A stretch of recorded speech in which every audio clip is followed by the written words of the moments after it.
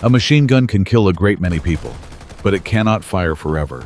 Its barrel will overheat. Its ammunition will run out, its mechanism may jam. And the person pulling the trigger has limits too. It is within that brief gap that an extremely cold military idea emerges. If you cannot destroy the enemy's firepower with superior technology, use sheer numbers to overwhelm its capacity. This is what people commonly call the human wave tactic. At first, it sounds crude. Gather as many soldiers as possible and push them forward. But its real nature is more complicated than that, and far more brutal. Imagine that you are defending a fortified position. In front of you is a modern machine gun. It has excellent range, a high rate of fire, and stacks of ammunition nearby. On the other side, the enemy has no powerful tanks, no dominant air force, and no artillery capable of destroying your position. If they send a few dozen men, you can stop them quickly. 100 men and you may still manage. But if thousands appear across the entire front at once, advancing through valleys, open fields, trenches, and multiple approaches, the problem changes immediately. You have to select targets, control your bursts, reload. Deal with an overheating barrel, see through smoke dust and explosions. A delay of only a few seconds may allow the survivors to reach your trench, throw grenades, or force you into close combat. A human wave does not defeat the accuracy of a weapon directly. It attacks the limited processing capacity of both the weapon and the person operating it. No matter how powerful a gun is, it can fire only a certain number of rounds within a certain period. No matter how well trained a soldier is, he cannot watch every direction, pull the trigger continuously, and remain calm forever. Once the number of targets exceeds his ability to respond, the technological advantage begins to erode. It resembles a praying mantis surrounded by fire ants. The mantis is larger, faster, and capable of killing many ants. But the ants do not attack one at a time. They cling to its legs, abdomen, and eyes from every direction. 100 may die. The next one may still reach a vulnerable point. In war, the horrifying difference is that those ants are human beings made of flesh and bone. That is why this tactic is often described as crushing the enemy beneath human flesh. The attacking side accepts enormous losses in exchange for a patch of ground, a hill, a trench, or a breach in the defensive line. Behind each assault lies a chilling calculation. How many soldiers must be lost before the defenders run short of ammunition, lose their firing rhythm, panic, or retreat?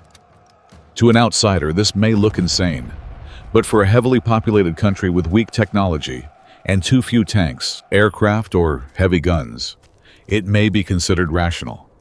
It is a kind of logic that sends a chill down the spine, because its unit of measurement is not fuel or steel, but human life. Human wave tactics, however, did not begin with the invention of the machine gun. From the age when wars were decided by spears, swords, and bows, numerical strength had always been a form of power. In the wars of feudal East Asia or the Crusades in the Holy Land, the larger army often possessed a major advantage. When both sides used weapons of roughly equal destructive power, an additional 1,000 men meant another 1,000 arms, holding spears, another 1,000 shields, and another 1,000 bodies capable of forcing the opposing formation backward. Armies formed ranks and advanced to the sound of drums or horns. When the formations collided, victory often went to the side with deeper lines and larger reserves.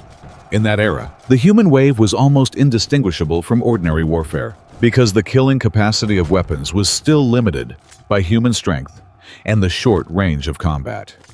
Everything changed when science and industry entered the battlefield. By the end of the 19th century, the machine gun had appeared and overturned the old calculations. A small group of defenders inside a fortified position could now cut down an entire formation before the attackers came close. But the thinking of many generals did not change as quickly as the weapons did. They had grown up in a military culture that regarded orderly formations, courage, and the will to advance as the foundations of victory. In their memory, soldiers still marched in lines, wearing distinctive uniforms and following drums, flags, and regimental standards. Then, the First World War began.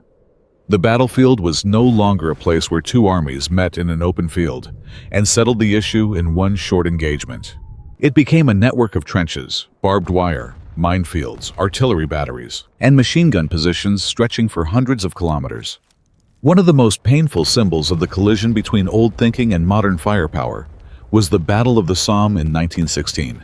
Before the offensive, British and French commanders believed their artillery had destroyed the German defenses. They expected the wire to have been cut, the trenches flattened, and the surviving defenders left incapable of resistance. Then, the infantry climbed out of the trenches. Tens of thousands of men entered no man's land. They carried rifles, bayonets, packs, and the belief that the path ahead had already been cleared. But many German positions were still intact.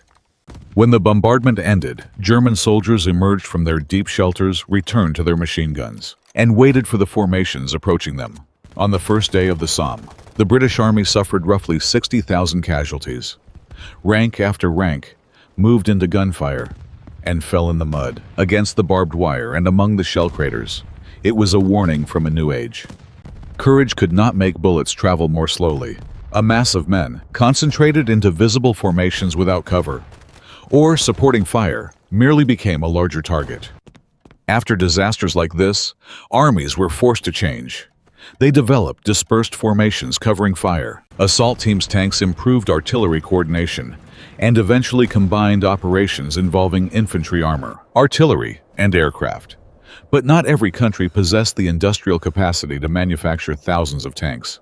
Not every army could call in aircraft at the right moment, or fire tens of thousands of artillery shells to clear a path.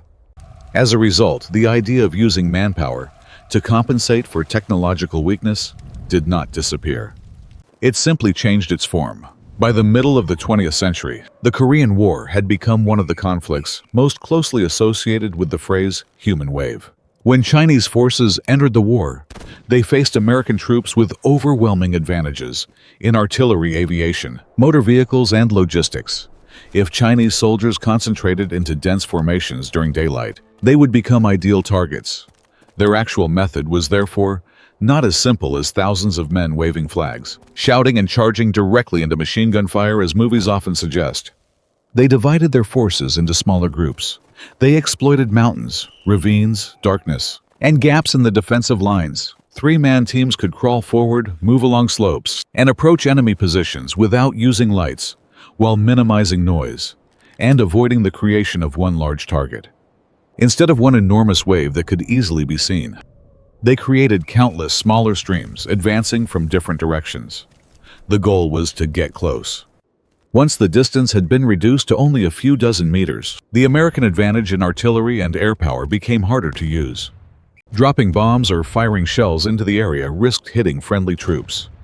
The fight immediately shifted from long range to close quarters, where grenades, rifles, submachine guns, and bayonets became decisive. Then, bugles, whistles, and shouting broke the darkness. For soldiers who were exhausted, freezing, or suddenly awakened, those sounds created the impression that the enemy was appearing everywhere. Figures rushed over ridgelines, through gullies, and around trench lines. One attack might be stopped, but another followed before the defenders had time to recover. This was why some American soldiers described the enemy as if they had risen directly from the ground. The strength of this method did not come from numbers alone. It also depended on timing, terrain, darkness, concealment, and the ability to force the enemy into a range where he could no longer use all of his firepower. It transformed a less well-equipped force into continuous pressure against a more technologically advanced defensive system. But carrying out such operations required soldiers to endure cold, hunger, exhaustion, and extremely difficult movement. They had to remain silent while approaching, obey orders in darkness, and continue forward, while knowing that their chances of survival might be low. Behind the tactic, therefore, stood questions of discipline, belief, and the willingness to accept losses. When belief is pushed to an extreme, a human wave may cease to be a military method at all. It becomes a machine for consuming people. One of the most controversial and painful images often associated with this idea comes from the Iran-Iraq War of the 1980s. During large mobilization campaigns, Iranian teenagers joined volunteer forces. A widely repeated story claims that some were given gold-colored plastic keys, described as keys that would open the gates of heaven if they were killed.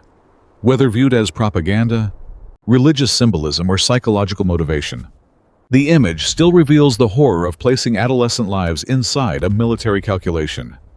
When thousands of people are encouraged to move through minefields, barriers, or defensive lines by the belief that death itself will bring a reward, the line between tactics and fanaticism almost disappears.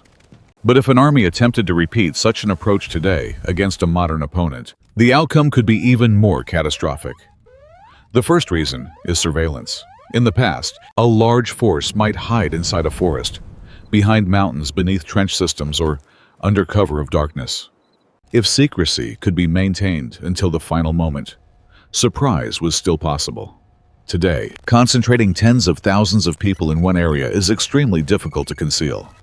Satellites monitor changes on the ground. Unmanned aircraft observe the battlefield.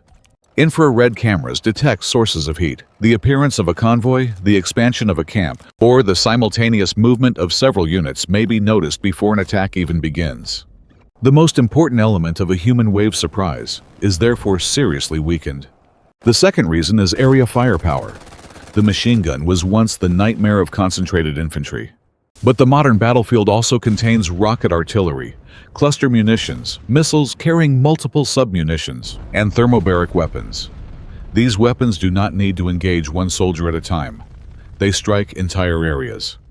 A formation of thousands concentrated inside a valley, on a hillside, or around a bridgehead may be detected, located, and attacked from a great distance. In that situation, large numbers no longer create pressure. They create a high-density target. Thermobaric weapons make enclosed spaces, trenches, and fortifications especially dangerous through intense blast and heat effects. Under such conditions, sending more people into the same area does not increase the chance of survival. It only increases the number of casualties. The third reason is the value of the modern soldier. A modern soldier does not merely learn how to fire a rifle.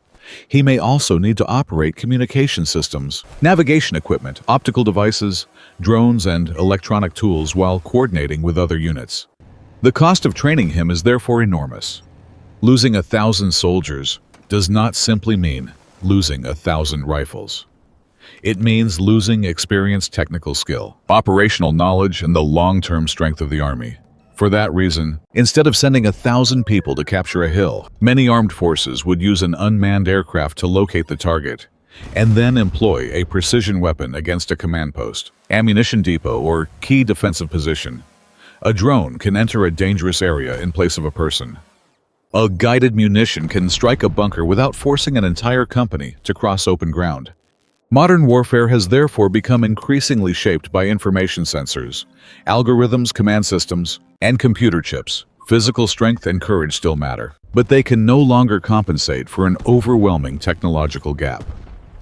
Looking back at the 20th century, the human wave tactic leaves behind an uncomfortable contradiction. It proves that willpower and numerical strength can shake a defensive system that appears invincible. It demonstrates that human beings can endure conditions that seem almost impossible. At the same time, it exposes the most brutal face of war, the moment when human lives become numbers on a page, calculated and exchanged for a few meters of ground. And perhaps that is the most frightening part. Not the sight of thousands of people charging together, but the knowledge that somewhere, someone sat down, calculated the cost, and decided that it was acceptable. Thank you for watching.